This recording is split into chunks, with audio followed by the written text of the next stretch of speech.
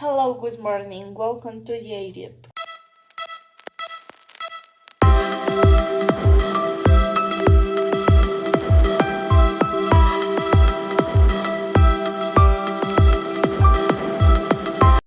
Name of the event walkie-talkies. Event creator Gerard Magneski and Alfred Cross. When was it first invented? 1937.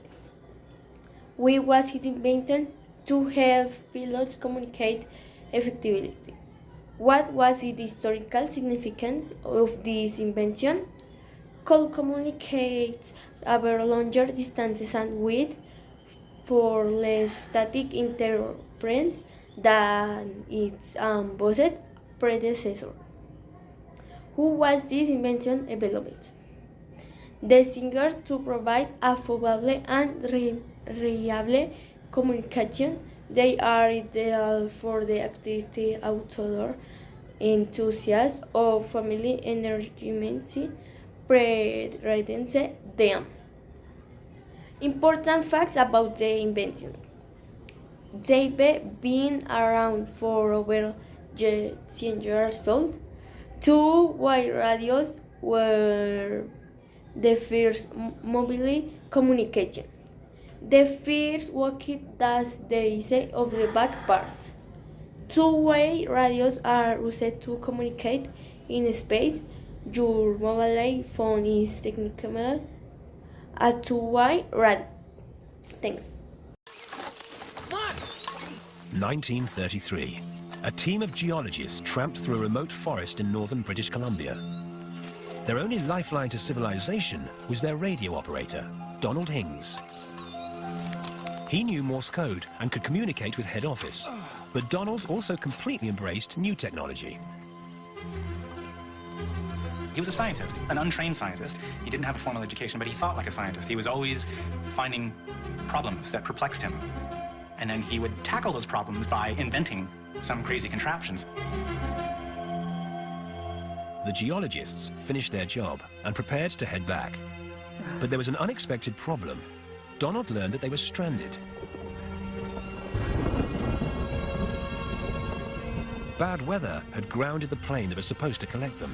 So to get back to civilization, the team decided to hike through treacherous terrain. Having to trek out on foot illustrated very personally to him how remote these locations really were, how lost these guys were if they didn't have that umbilical cord back to home office. At home, Donald could not stop thinking about the experience. He wondered if it were possible to build a two-way radio anyone could use, without a middleman and without learning complicated codes. In the 1930s, it was much easier to send a radio message in Morse code than trying to radio the human voice. It's not enough just to tell that somebody is speaking or not speaking. You actually have to make out the sounds and the words. And so to do that required a lot more technology than a simple Morse code set. But the technology was huge, required lots of space, and was impossible to transport in a backpack. The technologies for doing voice radio were well understood at the time. They were just too big and too clumsy to be useful for his application. So you start with that. You start with the radio sets that you do have. They're big, so you miniaturize them. You get them as small as you can. So Donald had to miniaturize the radio. But at the same time, boost the power of its signal so voices could be transmitted clearly over a distance. To make a voice signal come through clearly, you need lots of power, and to have lots of power, you need a big radio. And so it was just at cross purposes to the whole notion of portable voice communication. Donald realized he would have to reinvent radio circuitry. The complex wiring used to join radio waves to a voice signal would have to change. He also had to find a way to reduce the number of glass vacuum tubes that controlled the flow of electricity within the circuit. Through trial and error, he created one small vacuum tube that previously did the work of 4 tubes. This meant that the radio wave could go through the tube at the same time as the voice signal, creating a super boosted, clear sound. Donald then began working on shrinking other components and experimented to find the right antennas and wavelengths. Accomplishing all those things at once was the problem that my grandfather solved. It wasn't just a single invention. It was a very complex invention that had many, many different parts that all added up to what was at the time a really cutting-edge piece of complicated technology. When Donald showed his prototype to his bosses, they saw huge potential. All right, let's give this a try. But the real test was to see how Donald's radio worked in action.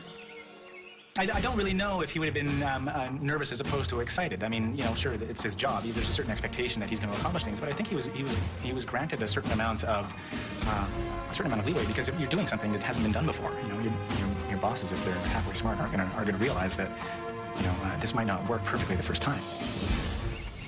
He moved deep into the bush. Testing. Testing. I hear you, Donald. I hear you loud and clear. Minimal static. Testing. Maximum clarity. Testing. I hear you, Donald. I hear you. He always had this kind of a skip and a clap, and he would say "yeah" when something he got it working just the way he wanted it to. I imagine that he probably gave a very big, loud, and excited one when he got his first radio sets working. Testing. Donald's invention meant he no longer had to work in the field, so he had more time to work on ideas back at base, where he made modifications to his two-way radio. It was capable of sending out a voice transmission that could be picked up by the next nearest radio camp so that signals could be relayed all the way back to home office. During World War II, it was used with great success by the Canadian and British military. The device also got a new name. The walkie-talkie was named by journalists during the war when they saw some of the early radios that were being used, and it was like, so you can walk with it and you can talk with it. Quite obviously, a walkie-talkie. The walkie-talkie revolutionized military communication.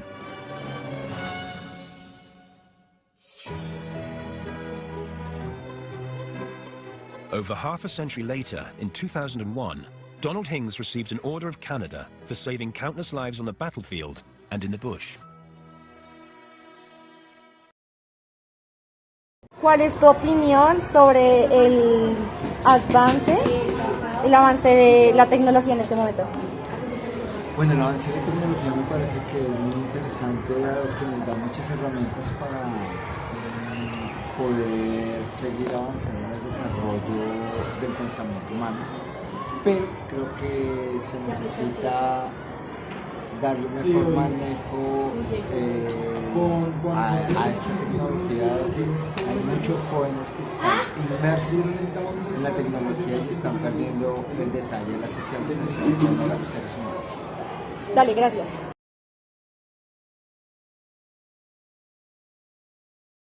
Opinion of the walkie-talkie? I think the walkie-talkie was great before and it was very well used. However, right now it's pretty much useless because we have cell phones and we can do pretty much everything on our cell phones. However, police officers can have walkie-talkies and it's great for them because they can communicate without signal. Like the walkie-talkies? Well, I like the walkie-talkies because they are cool to use and they function well to realize that we can be in one place and near to other person and say something or be nice to each other. Gracias.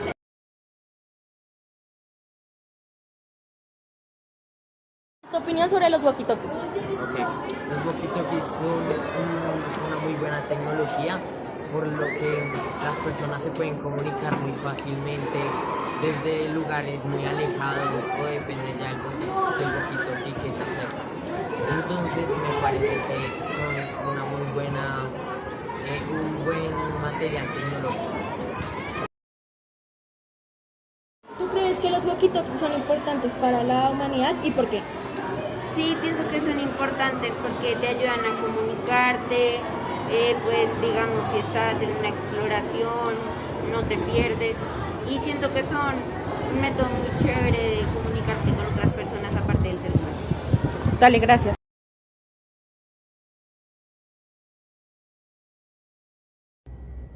No, esperen. Hello, good morning. Welcome to Europe. No, así no se pronunciaba.